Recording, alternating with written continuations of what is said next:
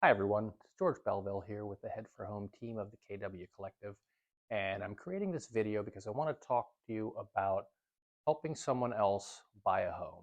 We have a lot of information about buying a home for buyers, but sometimes a family member or someone wants to help someone else buy a home, and there's some things you need to do differently with that. There are some variables with that, and I wanted to talk about that. So when that happens, it can be a great thing and it can have a great outcome. Or if it's done improperly, you can have hard feelings and disappointment, a lot of things that can go wrong in that process. So I want to talk to you a little bit about that. And as always, everything we do, we use the PATH acronym: plan, assess, take action, and head for home. So what I'm going to do, the plan and the assess tend to be a little bit of a loop because you can have your plan. Once you assess, it might change your plan a little bit. So I'm going to talk about the two of those things together first, and then I'm going to talk about take action and head for home later. So hopefully you'll find this information useful. So let's talk about the plan. In this case, there are really two plans. There's the plan for the buyers, which is they want to buy X in a certain location by a certain time, preferably. And that one's pretty simple, although the process can be exciting. But really, it boils down to that. The second part of the plan is for the person who's helping them.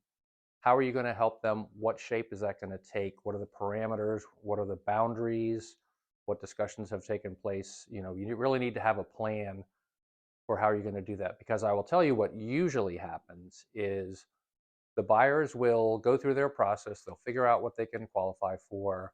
They'll start looking at houses. They'll realize they can't get what they want for a certain price, or they need that nudge over the hump for down payment or whatever the case may be.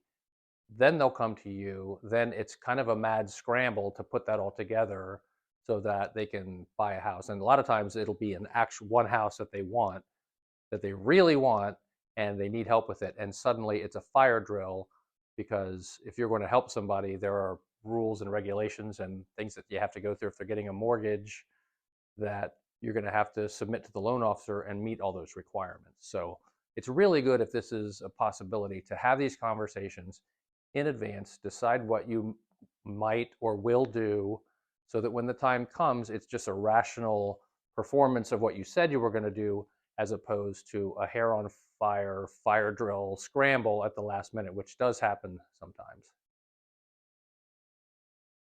So let's talk about assess. Assess, we use these triggers to remember things: money, motivation, must have, may have, where, and when. And when we say money, we really mean finances. It's the whole financial picture, not just money. But that's an important consideration. So you need to ask for the person who's going to be buying. First of all, should they be buying a house? Do they have savings? Do they have budget? Do they have debt? Have they prepared themselves for this without your help? Or is your help going to push them into something that perhaps they shouldn't be doing? Are they able to set aside money?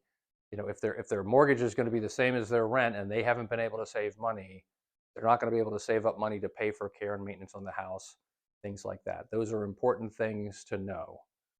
Same thing goes for the person who's going to be helping them. Are you working? Are you retired? Where, if you're going to help them with money, where's that money going to come from? Are you going to help them with the down payment? Are you going to co-sign the loan? There are a lot of things to consider about how you might want to help them. And there are definitely some pros and cons to that, and we'll talk a little bit about that. So if you are planning to help someone, what really is your financial situation? Do you have cash in the bank that can help them, or are you planning to sell stocks or anything that might generate a tax bill? Are you planning to pull some money out of a retirement account, which can generate a tax bill and perhaps a penalty if you're too young? There are a lot of things to think about with this if you don't have just a vast amount of cash that you can do what you want with. And most people aren't in that situation. The other thing you have to think about is if there is anybody else involved in this who might be jealous or feel like this isn't fair. If there are siblings, I can tell you right now, especially with estate sales or after the person has passed, a lot of things will bubble up to the surface. And if one sibling thinks that what you did to help one buy a house is not fair compared to whatever you did for them, it can actually lead to decades of a rift between people. So it really needs to be something that's thought out as to whether or not you even want to do it and what form it's going to take. And the other thing is perhaps you could help someone buy a house, they get married, they add their new spouse to the deed. 2 years later, they get divorced. You've just given a big down payment or whatever help you gave for a house that then half of the money for that goes to this person that you didn't even know maybe a couple years ago. So there are definitely a lot of things to consider with that. The other thing is taxes. You can only give somebody so much money. I think it's around $19,000 a year now, but if you give somebody a lot of money, there's tax implications. So, and there are ways to do it. You can give money to your child, your spouse can give money to your child. You can do some one year, some the next year. So you could do some in December, some in January. You can give them the money, but above that threshold that the IRS has, you have to file a tax return or a tax form for that. I forget the number, but it gets set aside until you die and it's your estate, and you have to have many millions of dollars in your estate before that actually becomes a taxable issue. But there are a lot of little details like that that need to be thought of before you start through this process. The next thing I like to talk about, especially in these cases, is what is the motivation? Because I will tell you, it's obvious that if somebody wants to buy a house, that's their motivation. That's pretty commonplace. But I can't tell you how many times I have received phone calls and requests to show houses to people. And then when I'm showing them the house, they say, oh, this is for my son or my daughter. Sometimes the son or daughter actually knows that this is happening. Sometimes they don't. Sometimes I've shown houses to people and they have said, we're really hoping to get our child to move back home closer to us, and we're hoping to find a great house that they'll like enough to move back. Well, that's not really motivation, that's manipulation. So it's really something to think about, because we all want our children or whoever we're helping to succeed. We want to help them and boost them up if we can. But in doing that, a lot of times people set them up for failure. Like I said earlier, if they don't have a budget, if they don't have savings, how are they going to put a new roof on a house or something if something goes wrong? So sometimes that help you think you're giving them is actually setting them up for failure. So you really need to think about that and be really honest about how much of this desire for them to have a house is coming from them and how much is coming from you wanting them to have what you think they should have. And I know that sounds a little bit cynical, but it's human nature, and you wouldn't want to inadvertently put somebody into a housing situation that actually caused them to later on get foreclosed or lose the house or something like that. So the motivation part is really important. And the financing part of this is really a great way to discern what the true motivation is. The next thing we talk about is the must-have. And for the most part, this generally deals with the house. What are the things that you must have in the house? But in this case, when you're helping somebody, there are some things that you must have to make this work well. So you must have some baseline minimum things that you're going to do or agree to. You have to have boundaries, you have to have parameters. And if it were me doing it, I would say you have to have it in writing so that there's no misunderstanding about what is going on. That's really a must have. And for me, for it to be the ideal scenario, a must have would be all the pre-qualification for the buyers has to be done in advance before you help them, and then determine what shape your different levels of help might take when you help them and what that gets them. So let's just say by themselves, they could get an FHA loan for a $250,000 house. If you help them with the down payment, they could put more money down. They could get a conventional loan for a $300,000 house. So knowing that in advance is crucially important, because the loan officer is going to need all that information anyway, so we don't have last minute drama trying to qualify for a house. But as I said earlier, the main thing about that is when you do that in advance, then the decision becomes just doing what you planned, not an emotional reactionary decision to something that's forced upon you by the scenario that you didn't plan for. So for me, those are the must-haves in when you're helping someone buy a house. The next thing we consider is the may have. And there aren't really many with this. That's more of a question for the specific house, that the things they'd like to have in the house but might not have. But the may haves for this is you may want to have certain parameters. If they do this, then you'll help them this amount. If they do a little bit more, you'll help this amount. Maybe perhaps how much they save.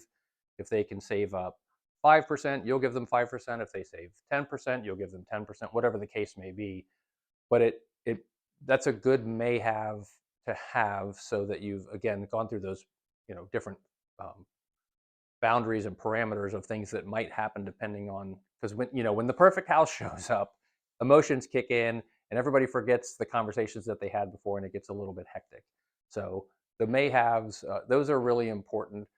And another thing as a may have is you may have a I'm not sure how to say it, but something that would cause you to change your mind if certain things happen, like a safe word kind of thing, where you say, like, you know what, isn't going the way we wanted, and if that ever happens, here's what we're going to do, and have that conversation in advance before it happens in the moment with the house.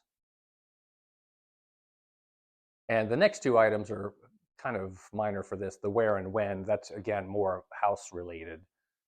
But again, I've had this happen plenty of times where the where and the when are actually a parent trying to get a child to move back to an area or closer to them, or sometimes it's the child. I'm saying child, but it's their offspring, whatever you want to call it. Their child is using help as the opportunity to move back home. If you'll help us, we'll move back home, which is a little bit of leverage, and it can get a little bit strange. They're strange. So it's really important to talk about all these things in advance when you're going through this, and really think about the true reasoning behind some of these things. The next step in the path process is taking action. So for the buyers, that's obviously getting all their financial documents to the lender, getting completely pre-qualified and pre-approved. Also through that process, figuring out what the lender might need from the person who's helping the buyers, and if there is cash to be moved, if there are accounts to be sold, liquidated, whatever the case may be. Those really should be done in advance if at all possible.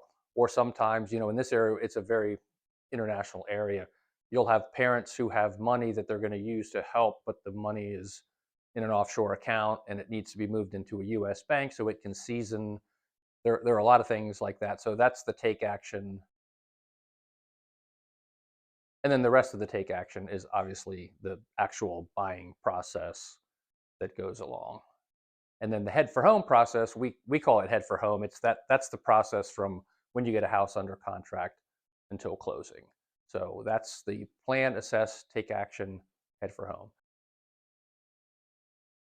And I know this is a lot. It sounds confusing and complicated, and that's because it can be, especially if you do it wrong. Then it can be complicated, confusing, and exciting, because you invoke a bunch of emotion and family issues and all kinds of things. And obviously, we try to avoid that by doing a lot of this up front. So I would like to mention real quick some of the things you can do to help somebody buy a house. So there are the obvious ones, such as gifting them money for the down payment, or you can co-sign a loan with them. You can do a shared equity arrangement where you own part of the house and they own part of the house, and maybe later on you forgive it. There are other things you can do too, one of which is just model the behavior of being a sound financial person. If you own a home, taking care of the home, paying your mortgage, and then talking to them about that, and talking to them maybe about some of the homeownership issues that come along. One of my favorite things is, if you have someone who they can afford to buy the house, but when they buy that house, they have nothing left.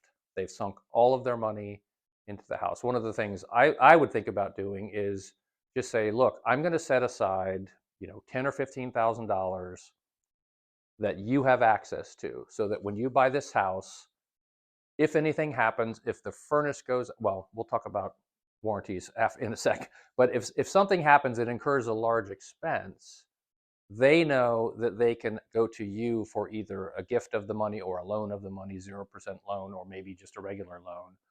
But at least they're comfortable buying that house, knowing that if there is a major event, that they're covered, because that confidence and peace of mind will really help them in the process, because it is very intimidating to take all of your money, put it in a house, now you no longer have access to it, and hope that nothing happens. So there are a lot of ways you can help somebody with that. And as far as the warranty goes, I'm a big fan of home warranties. I have warranty on my house. I get my clients to do them. I really like that, because for about $700 or $800, you can cover your house, especially for that first year. And then if the furnace goes, the water heater, any of those things, they don't cover the roof, but all of the major mechanical things, if one of them goes, it's a $100 copay unless you go over the, like most of them have about a $10,000 limit. So it's pretty unusual to go over the repair limit. But if you pay for a $700 warranty, you could give them that peace of mind that covers them in case something serious comes up in the first year or two of ownership. So I hope you found some of this information interesting. I know it's a lot, and it talks about some things that aren't necessarily real estate related. They're more psychological and family issues, but we deal with that all the time, because it is an emotional, important, as we always say, it's one of the biggest financial moves that anybody is ever going to make, is the purchase or sale of a home. So we want everybody to go into it well educated, well prepared, knowing what everyone is going to do, and with the hopes for the best positive outcome. So if you have any questions about that or would like to talk to me some more about it, I would love to speak to you. Obviously, our contact info is somewhere near this video, depending on what platform you're looking in. And we are going to do some follow-up videos. I'm going to speak to a couple of my great loan officers and ask them a little bit more specific detail about what the steps and procedures are for the different ways that you can help someone who's trying to buy a house through the mortgage process, and what their best practices are and how they think the best way for you to do it is for the best outcome. So hope this helped. Have a great day, and we'll talk to you soon.